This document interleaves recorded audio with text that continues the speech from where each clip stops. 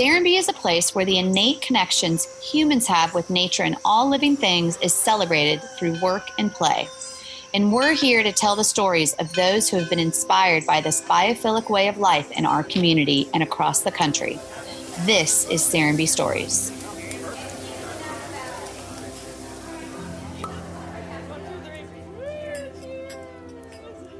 Did you know that when we're in cities, it's hard to relax because we're taking in all the stimuli around us?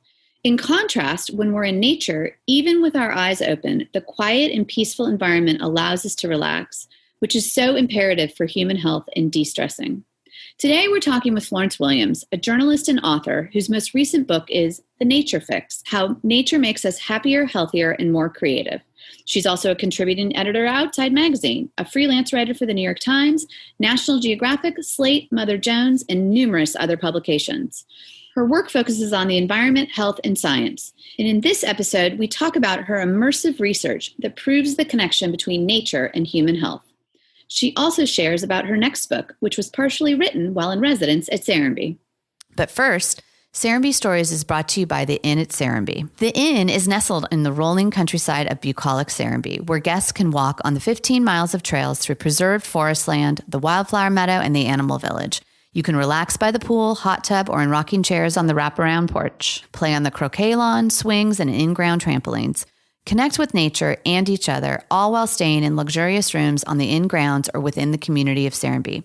Book your stay today at serenbeinn.com. All right.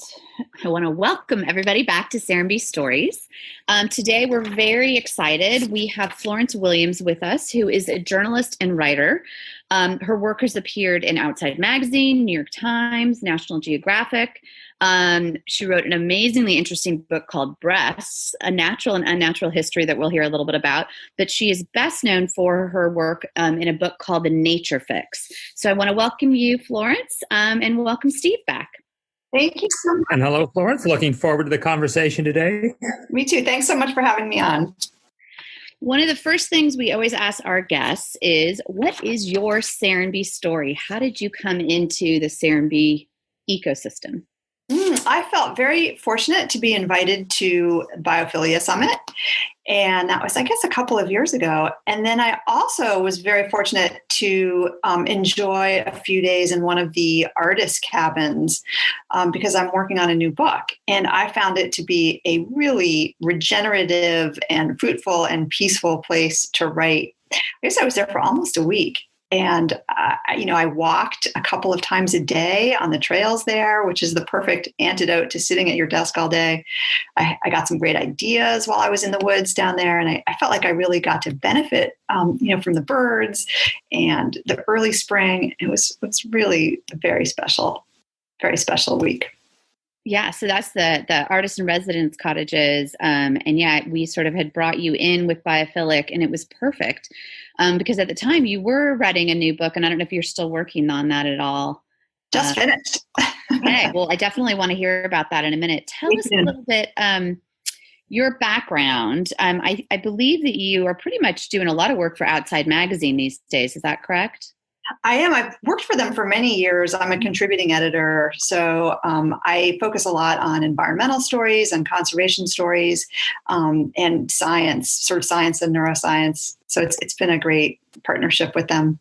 How did you get into writing? Did something you did since high school and college, or was it a pivot? Tell us about sort of how you got here. I was one of those kids who sort of knew what she wanted to do early on, and I knew I wanted to be a writer. I guess in high school, I joined the school paper and I became the editor.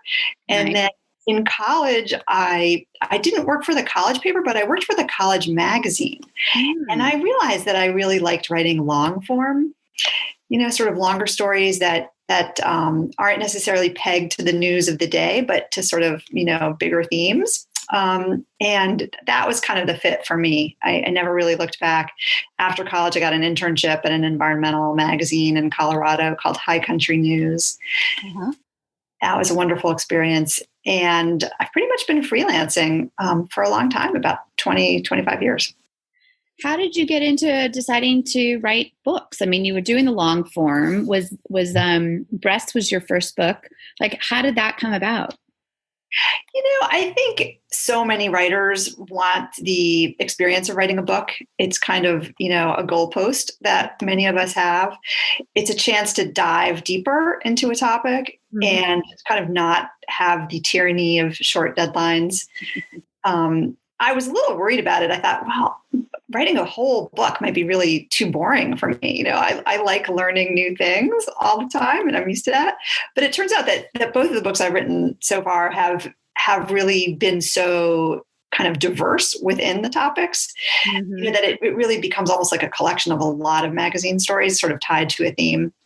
And I often write in the first person too, which kind of keeps things interesting for me. I'm really driven by my own curiosity about how something might affect my life. And my themes really tend to be the environment and sort of the hidden connections between nature and human health. And so that's something I've been able to do in these books. It's been fun. That's amazing. That's such a great statement. The hidden connections between nature and human health. That's great. So how did the book Breasts won an LA Times Book Prize for Science and Technology. How did you choose that topic and then how was it received? Yeah. And so the story there is, I've been really interested in environmental health and concerned about how pollution and how, sort of the way we treat the planet comes back to bite us a little bit in terms of our own human health. I was reading some studies that industrial pollution was finding its way into human breast milk. And at the time, I was actually nursing my second child. And I became just really deeply interested in kind of what this meant for her health, what it means for our health, for our breast health.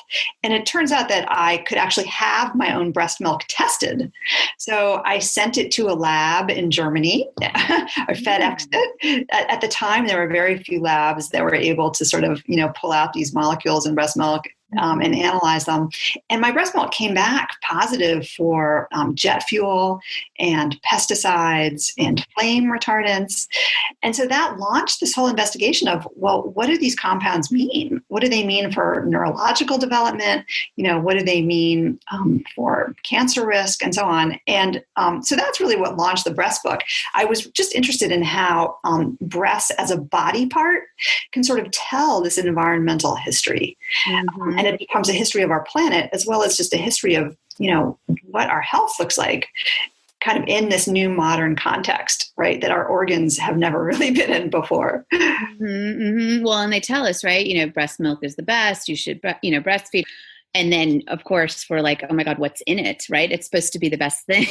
Exactly. I wrote a few chapters in that book about breast milk, but I also wrote a lot of other things like, breast cancer and early puberty. I mean, I sort of looked at the whole life cycle, but you're right. I mean, breast milk is the perfect food for humans, right? It's the only food on the planet that is actually designed perfectly to be ingested by humans.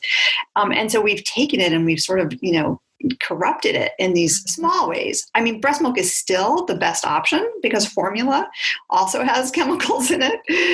And it's also missing a lot of great immunological properties, very special brain building properties that can't be really simulated in a lab yet. So I'm still a fan of breast milk, but I do wish that we could clean up our environment to the point where these compounds don't end up in our babies. Right, exactly. And, it makes me think, Florence, everyone is very concerned, of course, about the pandemic, and rightfully so. But there's so many things killing us and killing us in far greater numbers that how do we bring focus onto some of this? When you think 800,000 people a year die of heart disease, and most of it is due to lifestyle choices. That's right. And also air pollution, is something I've been following for a long time. We have these compounds in diesel, sort of black soot. It caused a tremendous amount of disease and death worldwide. Of course, one of the sort of ironies of the pandemic is that a lot of this industrial activity slowed down temporarily and air became cleaner, than it's been in decades and decades. And so I think there was this kind of bittersweet moment where, yes, there's this tragic loss of economic output, but at the same time, people are noticing the birds and they're seeing the mountains, and I think in parts of like Kathmandu, people were able to see the mountains for the first time in a long time, see the stars at night. And so I think there's, in a way, been this silver lining of these things make us feel healthy and they make us feel good. Mm-hmm. So how do we move on from here in a way that honors and values what makes us optimal as humans? Good point. It's going to be our challenge, I think, so that we just don't say, "Oh, 2020 was a bad year. I'm glad it's behind us now. Let's move on." If we, hopefully we've learned and brings into focus. If we were this concerned about 250,000 people dying, what about the numbers dying on these other things that we could actually change? Mm-hmm. Mm-hmm. Exactly. I think there's a moment here for real reflection and opportunity. It's a pivot point, and it's going to be really interesting to see whether we can move forward intelligently and humanely. Who can keep that focus on the public, the media? Well, of course, I'm a big fan of the media, as one of the points of solution here. I think that societal change doesn't really happen without a lot of political will and also leadership. Mm-hmm. So I think, I like to think journalism can help inform us. Mm-hmm. But I also think we need leaders, who emerge from this moment. Mm-hmm. I look at people like Greta Thunberg. I think she's inspired so many people. And I'm happy that the media has sort of elevated her, but I also think it just extends way beyond that. And of course, there's tremendous distrust, right, of the media now as well. And so I think there has to be a lot of work to kind of regain that. And I think that's going to be a real challenge. Mm-hmm. Well, and I think collective will on corporations, I think will be interesting as well. I think, leadership is important, but that can come from not only political or government leadership, but sort of the corporations of really standing up and saying, truly we're going to change, not from a sort of greenwashing perspective. And I think that's one of the reasons we wanted to do sort of this sort of podcast series this season around biophilia, was to really start talking about that nature connection, right? So when did you have that first sort of awareness of the term? Because you've been doing work, if you will, in nature and the connection to nature, and that we are part of biophilia, part of nature for so long. But when did that term come into your sort of vernacular in understanding the hypothesis? Oh, that's a good question, Monica. I feel like I've been familiar with the term for actually a really long time. I knew Stephen Kellert when I was in college, and I've been following his work for a long time. Unfortunately, he's no longer with us.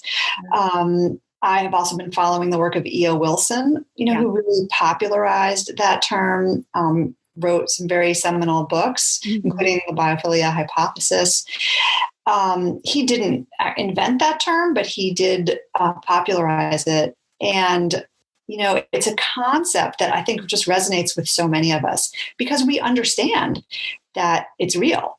As humans, we have a natural affinity for living things, and we know that, we need them in a healthy world and to feel healthy as people. Mm-hmm. So I've really enjoyed through Serenbe too, meeting new people who are practicing the concept, mm-hmm. The architects and the landscape architects and the planners and the public policy people. There's so much going on in this field right now. And I think more than ever, there's a recognition that we need to learn how to make our cities and our communities and our neighborhoods, help them put some of these concepts into better practice. Yeah.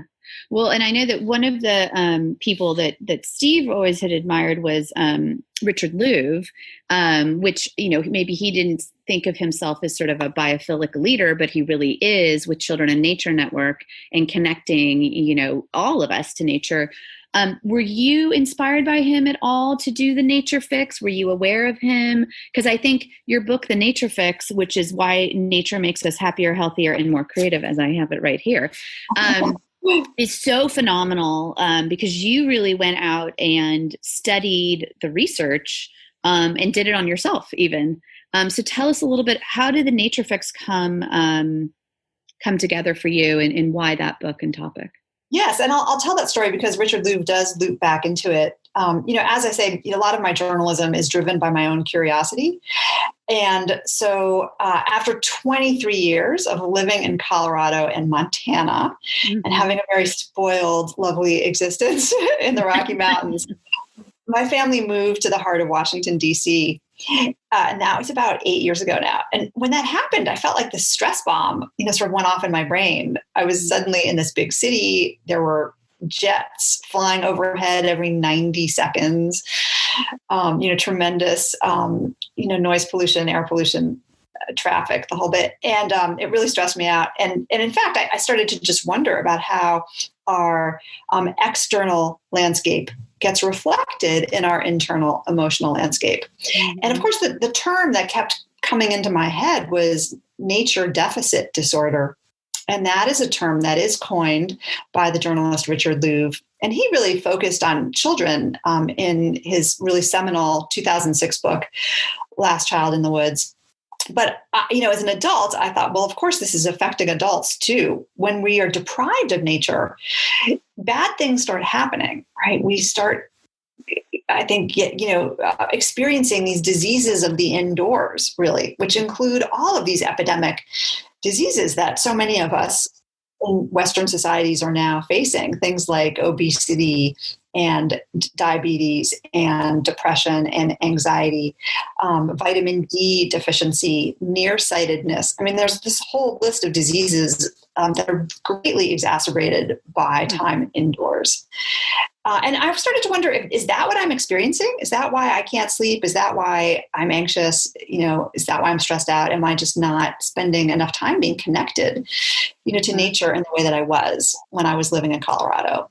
And so I wanted to find out what the latest science had to say about it. And it turns out that there were some really, really interesting new studies going on around the world. I think there's been a resurgence in the scientific research in this area, partly because of mobile devices, honestly. I think there's this kind of collective anxiety about how plugged in our children are, how plugged in we are. And we are more nature deprived as a society than we have ever been in our entire evolution. And so just naturally, I think a lot of scientists are drawn to that. Here is a natural experiment. What does it mean? What does it mean for being human? What does it mean for our states of mind and for our health and for our psychology? And they've been really creative about looking at the science from a number of different levels, from large scale epidemiological studies, what happens to diseases in a community when people live really close to green space as opposed to living farther away from it. And there have been there's really interesting data about that. People do live longer and live healthier if they live closer to green space. And that's even after adjusting for socioeconomic factors. Then there have been a number of just small scale sort of psychological studies. What happens to veterans when they spend time in the wilderness if they have PTSD? What happens to our cells and our immune cells in a Petri dish, when they're exposed to certain compounds from the forest, right? So there are all these different scales and different levels that the research has been, undergoing. And I think that that's super fascinating as a journalist to sort of do the overview and kind of put some of those trends together. Yeah, one of the aspects of the book, I think it was in maybe one of the first couple chapters, maybe chapter 4, I think I note here, that you wore an EEG device on your head, which I think tracked brain waves, right? Is that how that works? And you basically went into different settings. So tell us about that and what you learned there, because that made me really, really was such a great chapter to read. Oh, thank you, Monica. Yeah, I mean, part of the way that I tell stories is, using myself, I guess, as kind of a subject. And it's not necessarily science, but it's a way to talk about the science. Yeah. And so when I heard that there were experiments looking at brain waves in different environments, I decided to borrow one of these portable EEG devices, and that stands for electroencephalography. So these are devices that you used to not be able to take out of the lab, but now you can, and they measure brain waves in different parts of your brain that indicate different brain states. I think the science is still sort of evolving on sort of how to interpret some of this data. But I wore I wore these portable devices in a couple of different settings, and I worked with different researchers to set this up. I wore them in city parks, and I wore them on city streets, and then I wore them in wilderness areas. In sort of different levels to find out, does this actually change my brain? Like being in these different environments. And one of the things that we were really interested in measuring was alpha waves. Okay. So those are associated with a state of sort of calm and alert. And sometimes some of these states of relaxation are hard to access when our eyes are open because there's so much stimulation. And that's part of why we don't necessarily access a relaxation stage in the city. We need to be really alert. We need to be taking in information. But when we're someplace quiet, even if our eyes are open, we can read these natural landscapes in a way that still offers relaxation and calm. And that's why these settings are so important for human health. They really do help us de-stress, on the most basic level. And I found it was kind of interesting. I'm very sensitive to noise pollution. Mm-hmm. So even in city parks, I was not able to really relax according to my brainwave data. I was still sort of annoyed by the sound of traffic and the airplanes and, the radios and a lot of city parks are pretty busy and they're beautiful and there's still a lot of benefits you can get from them. And I think they're incredibly important. And I talk about that. But in terms of like deep relaxation, like that's not where I need to go for that. And I was only able to get those kind of deep alpha states when I was in the wilderness, when I was on a lake in Maine, when I was on a river in Montana. So for me, it was in fact kind of illuminating because I was like, oh yeah, I need wilderness. I need it. Yeah, I think we all need it. One of the things that I actually, my husband has an Oura ring, which I guess he uses it to track sleep. And so I think I'm going to maybe ask for one for Christmas. But I'm sort of fascinated by, these states, these sort of calmer meditative states, including sleep, that you're starting to hear more and more, sort of maybe even, this probably is the wrong word, clean out your brain when you're in a different state, and refocus you. And I think nature has that opportunity, to your point, that's really interesting about the calm alert alpha waves. The other thing that I thought was really interesting was the term forest bathing, because you mentioned chemicals that the trees can put off that sometimes are, we are finding can be really good for you. And I think forest bathing was sort of maybe a year or two ago, sort of was a bit of a sort of a raging trend, very exciting, but also kind of quirky. Will you tell us a little bit about that? I think did you travel to Japan to learn about this or? I did. Yes. For the book. And also I got an assignment from Outside Magazine to sort of write about where the science was taking place now that I could actually go sort of participate in and witness. And there were some really interesting ongoing studies in Japan. And what researchers there were looking at was measuring physiological data in people who were quote unquote forest bathing. Yeah. So what that means, it's not disrobing in nature.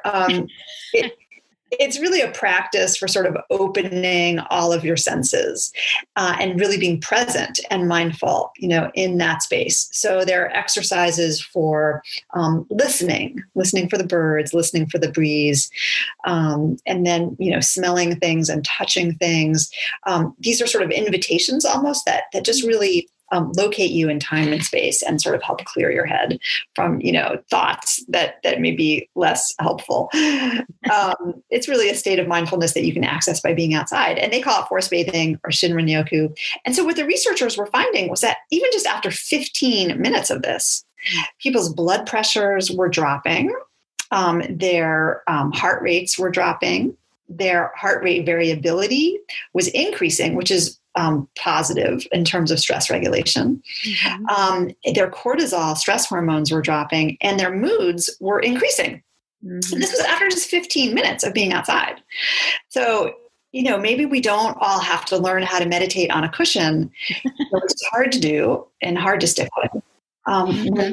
When we can get some of these incredible benefits just by being outside and sort of really focusing on those senses and opening those senses. So yeah, that's what started it. And I actually wrote that article for Outside Magazine in 2014. Okay. It went viral. The article went viral, and forest bathing became, in fact, quite trendy, to the point where there are now forest bathing guides or forest therapy guides in many, many cities across the country. Corporations are interested in this. Doctors are interested in it. It's been super exciting to watch. Yeah, we did a forest bathing exercise with a guide at one of the biophilic summits. And in fact, we had a guide here for a little bit, and then sort of the pandemic, blew up all gatherings and events. But I think that even if you don't have sort of a certified person, I think the idea, to your point, of we don't have to sit on a pillow to meditate. We can just take a walk in nature for 15 minutes is like really amazing. Exactly. One of the things I also liked about the book, so you sort of at the end, you sort of wrap up, because, I think a lot of people will say, well, I don't live in Montana. I don't live in the middle of the woods. It's just not easy for me to access nature. And so I think you address that in the book as well. And your final chapter is sort of quote unquote nature for the rest of us. And I think you cite that, I think we've been hearing these trends. The majority of people live in cities, and by 2030, 2050, I don't even know how many more, million will move to cities. Now, we can talk a little bit about the pandemic, because there's been a bit of a shift there of people seeking more natural environments. But tell me a little bit about, what sort of your solutions were for sort of, if you will, the city dweller. Talk a little bit about that. And then I do want to dig into the pandemic a little bit after this. Oh, Monica. Yeah, thanks for that question. So when I moved from Colorado to Washington, D.C., I realized the only way I was going to survive was if I learned how to be in urban nature, how to find it, how to find beauty, how to open my senses, to these kind of smaller and less dramatic moments of beauty. And I'm happy to say that I did learn, and I feel like those skills are now more important than ever, because we are all kind of stuck in place, right? And I think so many of us are learning that we do find comfort in these moments of beauty. And in fact, they are critical, to our sort of getting through the day when we are deprived of so many of our other normal comforts, right? Of being together with friends and, hearing concerts and going to museums, or however it is that we traveling, that we often derive comfort. We're having to sort of learn a whole new vocabulary for this. I had to do it when I moved to DC, and now I feel like it's a great opportunity to sort of, talk about those lessons and help other people. There's been a tremendous interest, in nearby nature. Parks have never been more important to people.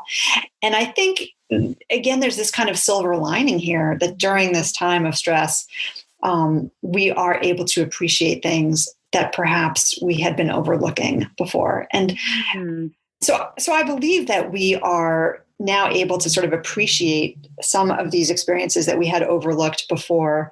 And I just hope, that now that we know that we feel better and that we sleep better and we feel a little calmer and more restored, after time in nature, that this will be a habit that stays with us. I really think it will be, because, once you forge some of these connections to nature, they don't just disappear.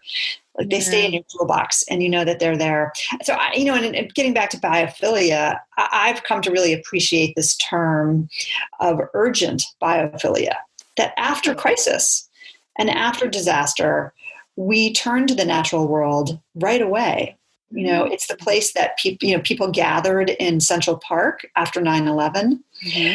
They replanted trees after the Joplin tornado and Hurricane Katrina. This sort of finding comfort in nature becomes an urgent necessity. So there's a sense of urgent biophilia.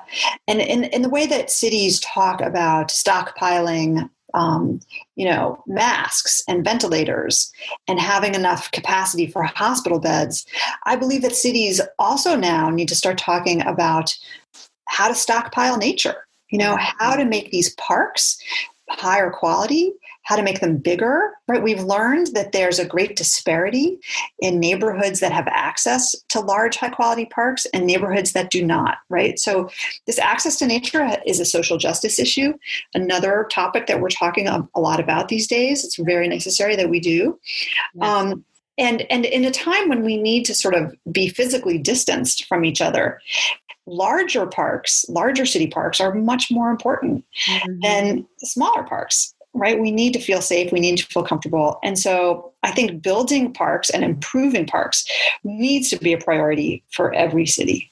And that's one of my hot topics, is that many cities need to look at their stormwater management, because stormwater has a lot of land that's not being used or accessible.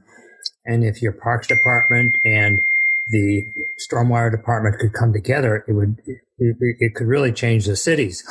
And every developer knows everything they have to do for the automobile: turn lanes, parking spaces, how much asphalt do you have to put down.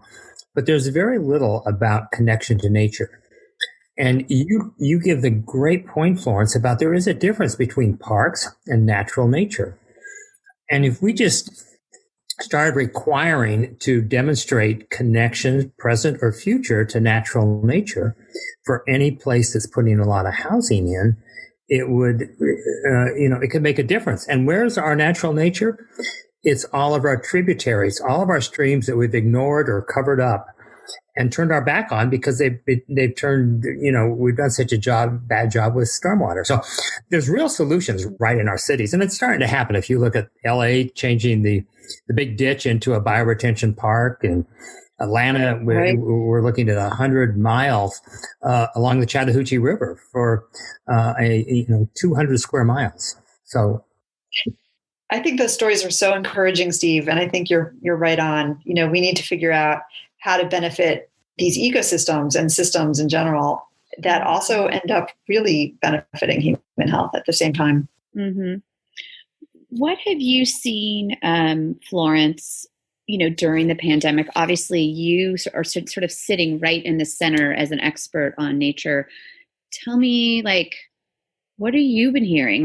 Has the demand for your background increased? What's going on in your world these past Yes, it really has, Monica. I mean, I feel like this book came out about 3 years ago, and it's really undergoing a bit of a resurgence now. Right. That's been really exciting for me to still continue to share some of the lessons from this book. I feel like they're so necessary and helpful for people. One of the things that I get really sad about is that our children, are not getting the experiences, right, that they were getting before. And a lot of them are sitting at home. They're plugged into their devices. They're losing educational opportunities. I've been very heartened, though, that many families are learning that one thing that does make their kids happy is going outside. And, as winter is coming on, I think it's really important to still point out that kids love being outside in the winter, right? And sometimes it can be hard to get out that front door. It can be hard to get off the couch, right? But we all have that experience of once you're out there for 15 or 20 minutes, you're so glad you are. And in fact, there are studies, and this is important for kids too, there are studies that show that even when the weather is really crummy, when you come back inside, you're more alert, your working memory is stronger, your attention span is sharper. So if we care about our own productivity and about our kids' capacities to go back, right, to their Zoom classrooms and actually get something out of it, right, having them run around outside is just important on so many levels. They need it for their circadian rhythms and so that they'll eat better and sleep better. They need it for their socialization because they can be with kids outside if they're socially distanced. And they just become, their moods improve. I know as a mom, my kids always got along better outside. They would start building forts and throwing rocks into the creek, and they just, all the little tensions of sort of indoor life would evaporate for a while. So I'm heartened to see that people are getting that message, a lot of them, but I just can't emphasize enough. I think we need better access to parks in cities. And once we do go back to school, we really need to prioritize green schoolyards, outdoor education, things like farm programs, again, that help these kids in their test scores, and they help them with their attention spans. And so I'm just really hopeful that we will be able to take these lessons into the post-pandemic world. Yeah, I think it will happen. And you are seeing so many outdoor schools prior. Our school here, Acton, that's on property, they basically opened up the doors and pulled the tables outside. And, as it gets a little bit cooler, maybe they're moving a little bit more, but they're still keeping the doors open. And they've been able to be in school, with masks, with social distancing. So there are good solutions there. And I think, we have to remember to take what we've learned and not just write off 2020, like you said, Steve, and just say, that was a blip, moving back, back to normal. I just think we have to rethink what normal is. We do. And I've also been heartened that adults are getting a lot out of this moment too, by learning the birds and hearing the birds for the first time. I know in my neighborhood, I have started walking a few blocks to this bluff every night to watch the sunset. It became this kind of summer ritual, and so many of my neighbors were doing it too. And so there was this wonderful sense of community out there, reconnecting with the cycles of nature. Just the reminder that the sun sets and rises every day, right, is such a metaphor for getting through a hard time. And I think that connecting with these cycles and rituals, I just really hope it continues. It's been wonderful. Yeah, we our friends at Serenbe here, we were like, oh, this was the most glorious spring we've ever had. The birds, the da-da-da-da-da. And I don't know, I mean, it was beautiful, but was it just that we were noticing it more? Exactly. Everybody was so connected. I did have incredible sunsets there, as I recall. Yeah, definitely. One of the things I want to touch on before we go is, as you were mentioning when you were here a few years ago, that you were working on a new book. It sounds like you just finished it. Can you share? Can you tell us a little bit about what it's about and when it's let's see. I'm trying to think how I can tell you about it. What I can say is that in the Nature Fix, I look at doses of nature. That's kind of how I structure the book. Sort of nearby nature, then more kind of intentional, like half day or day trips to nature. And then I end with the 3-day effect, sort of what happens to our brains and bodies when we're actually in the wilderness for 3 days. And we can really think about like the big questions in our lives and our self-concept and some of the really important times for grieving and for trauma and things like that. And in this new book, I actually go even beyond that. What happens after 2 weeks in the wilderness? How does that help people address trauma and grief? And so that's an area that I go in the new book. So I'm just passionate about this topic, and I'm just taking it farther than ever. Do you have a title or a release date, or have you just turned it in? Just turned it in, and those things are yet to be determined, but I will keep you posted, Monica. Yeah, well, we'd love to have you back for that. I know that you had been doing some work on the topic of awe. And I don't know if that comes in, obviously, it can be in a sunset that you just, are experiencing for a few minutes. Do you want to touch on that a little bit? Does that come into the book at all? Or It does. It does come into the book, actually, quite a lot. And I do talk a lot about the science of awe, which is a new area for scientific inquiry. It's sort of the last positive emotion, I guess, to be sort of studied in some ways. It was kind of underappreciated before.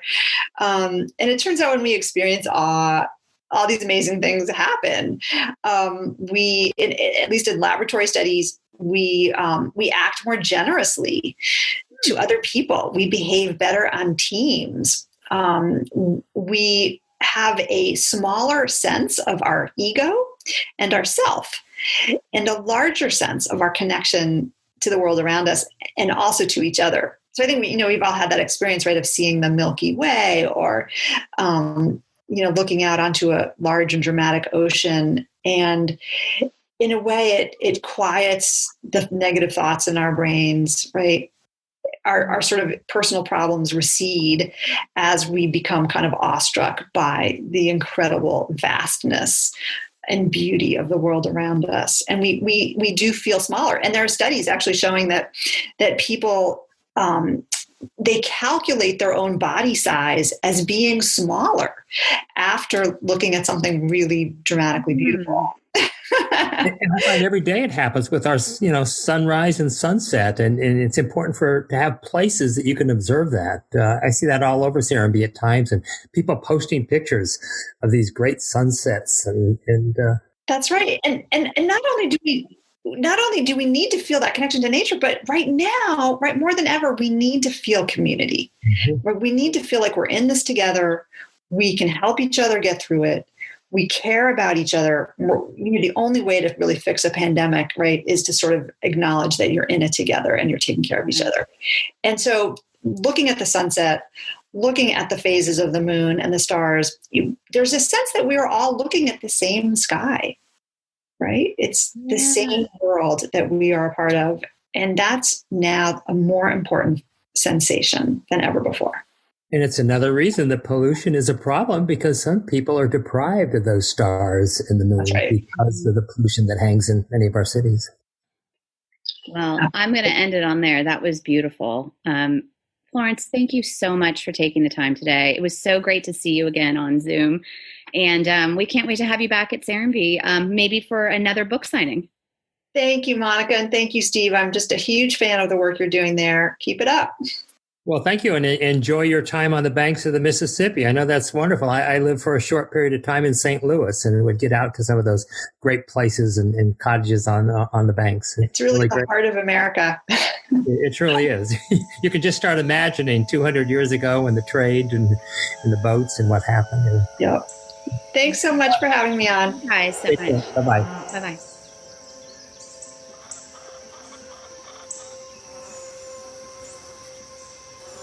Thank you for listening to Serenbe Stories. New episodes are available on Mondays. Please rate and review the podcast and visit our website to learn more about upcoming guests, episodes, and everything biophilia at serenbestories.com.